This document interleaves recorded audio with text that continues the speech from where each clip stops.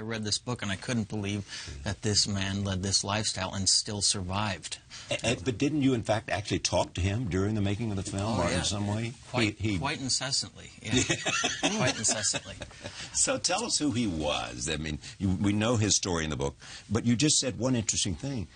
He was truthful.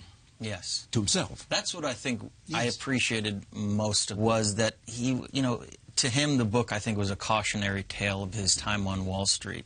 And since that time, he's a much different person, and he's actually depicted as we depict him at the end of this movie, of somebody that's going around talking about the dangers of greed and trying to, get into the business sector with some sort of moral foundation. Kind of Tony Robbins of his time. Exactly. Yeah. But he was incredibly candid and honest with me about what he went through. And a lot of times we would talk about sections in the book, and he'd say, not only was it that bad, I was 10 times worse.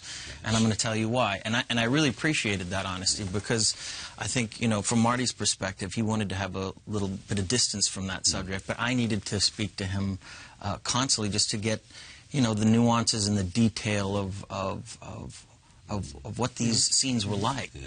You have said that the speeches were some of the hardest stuff, because that's where you saw the art of salesmanship. You saw how much he believed, almost, or did, what he was saying.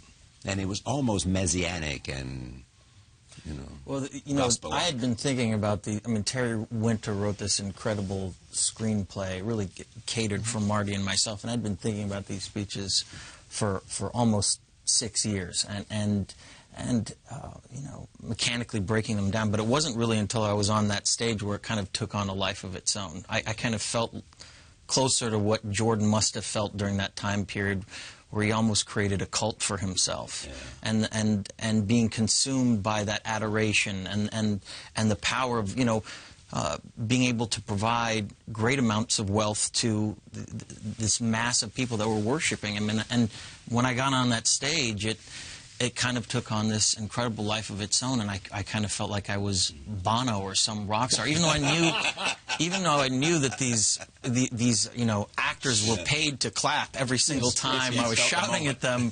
You get this incessant need to push them forward, and it almost became like this Braveheart speech or cry for battle, except I was persuading them to go out there and essentially screw as many people over as possible.